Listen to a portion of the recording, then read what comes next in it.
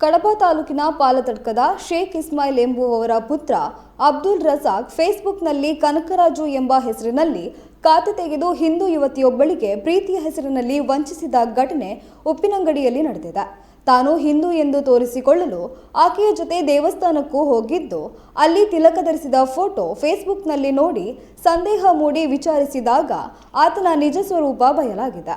ಹಿಂದೂ ಜಾಗರಣ ವೇದಿಕೆ ಮಾತೃ ಸುರಕ್ಷಾದ ನೇತೃತ್ವದಲ್ಲಿ ಉಪ್ಪಿನಂಗಡಿ ಠಾಣೆಯಲ್ಲಿ ಕೇಸ್ ದಾಖಲಾಗಿದ್ದು, ಆರೋಪಿಯ ವಿರುದ್ಧ ಕಠಿಣ ಕ್ರಮ ಕೈಗೊಳ್ಳಲು ಹಿಂದೂ ಜಾಗರಣ ವೇದಿಕೆ ಆಗ್ರಹಿಸುತ್ತಿದೆ.